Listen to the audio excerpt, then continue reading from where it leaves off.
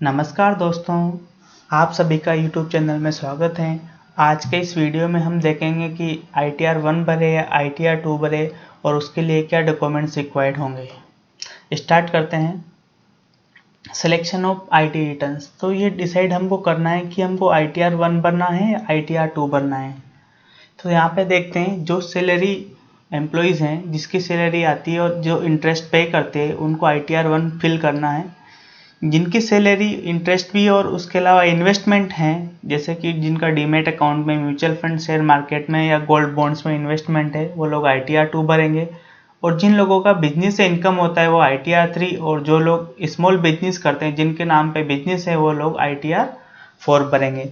तो हमारे पास यहाँ से क्लियरिटी आ जाती है कि अगर हम ओनली केवल इंटरेस्ट इनकम है और सैलरी इनकम है जिसमें अपनी हाउस प्रॉपर्टी की इनकम भी कवर हो जाती है, तो अपन ITR 1 भरेंगे। अगर अपने पास इन्वेस्टमेंट है, इसका मतलब डीमेट अकाउंट है, तो हमको ITR 2 फिल करना है। अब इसके लिए क्या क्या डॉक्यूमेंट्स रिक्वायर्ड होंगे तो वो हम देख लेते हैं। सबसे पहले होगा फॉर्म 16। फॉर्म 16 में दो पार्ट होंगे। पार्ट ए में आपका TDS डिटेल मिल जाएगा, जितना TDS डिडक्ट हुआ है। आपको ये 201920 का डाउनलोड करना पड़ेगा। उसके बाद आता है फॉर्म 16 का ये पार्ट बी। इसमें आपका सैलरी का पूरा ब्रेकअप होता है, जिसमें आपका सेक्शन 6A का डिडक्शंस होता है, आपकी ग्रॉस सैलरी जितने पर्स डिटेल सब होती है। ये हम टैक्स रिटर्न भर रहे हैं असेसमेंट ईयर 2020 और 21 की। उसके बाद दूसरा इंपॉर्टेंट डॉक्यूमेंट्स जिसको हम बोलते हैं इंटरेस्ट सर्टिफिकेट्स, ये आपको डाउनलोड करना पड़ेगा आपकी बैंक की नेट बैंकिंग से। वहाँ पे आप अपना FY 20192020 सिलेक्ट करके वहाँ से डाउनलोड कर सकते हो। इसमें आपका जो फिक्स्ड डिपॉजिट और रिकरिंग डिपॉजिट का है, दोनों का इंटरेस्ट सर्टिफिकेट आपको वहाँ से डाउनलोड करना पड़ेगा। अब आता है हाउस प्रॉपर्टी। हाउस प्रॉपर्टी में अगर आपके पास कोई होम लोन है तो उसमें आपने कितना प्रिंसिपल पेमेंट किया है और कितना इंटरेस्ट पेमेंट किया है, ये दोनों का सर्टिफिकेट आपको अपनी नेट बैंकिंग से डाउनलोड करना पड़ेगा। आपका जो प्रिंसिपल है वो आपके ATC के अंदर काउंटिंग हो जाता है, और जो आपका इंटरेस्ट है वो आपके सीधा इनकम में से डिडक्ट हो जाता है। उसके बाद अगर आप डीमेट होल्डर हैं तो आपको अपने जिसमें भी आपका अकाउंट है, शेर खान हुआ, जीरोदा हुआ, वहाँ से आपको कैपिटल गेन रिपोर्ट डाउनलोड करनी होगी फाइनेंशियल ईयर 2019-20 की।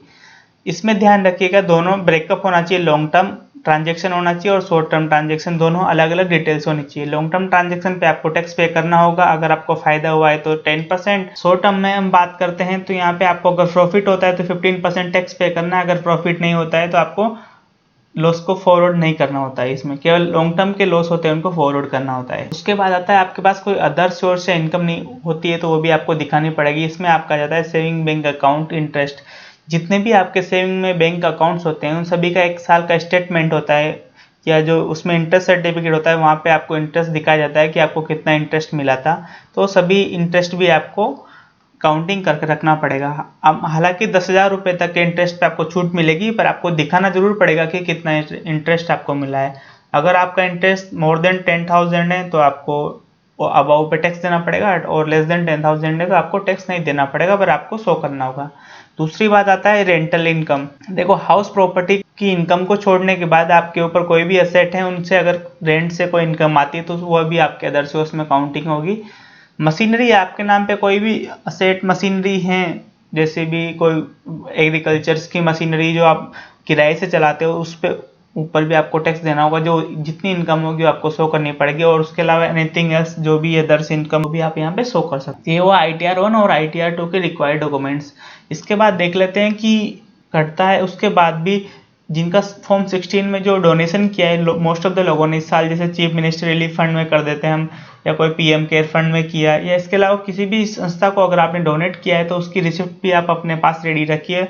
ये भी बहुत ज़रूरत होने वाली, क्योंकि PM केयर की डिटेल्स जिन लोगों ने डायरेक्टली किया है या HCM फंड में किया है तो आपका TDS में काउंट नहीं हुआ होगा, तो आपको यहाँ से काउंट करना पड़ेगा।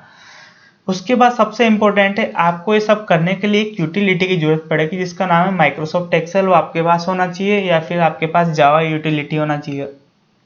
अगर आप ITR 1 भर रहे हो तो आपको किसी की जरूरत नहीं है दोनों यूटिलिटी की, पर अगर आप ITR 2 भर रहे हो तो आपको एक्सेल यूटिलिटी चाहिए या फिर जावा यूटिलिटी चाहिए। ITR 1 सर्च आप डायरेक्टली जाके फिल कर सकते हो। ITR 2 के लिए आपको पहले एक्सेल फाइल रेडी करना पड़ेगा या फिर जावा फाइल पहले रेडी करना पड़ेगा। तो इन सभी के लिए कैसे रिटर्न भरेंगे वो सब आपको इस चैनल्स पे मिल जाएगा। 2 से 3 दिनों के बाद ITR 2 और ITR 1 कैसे भरते हो इस चैनल पे अपलोड कर दिया जाएगा, वहाँ तक के लिए वेट कीजिए। Thank you, bye.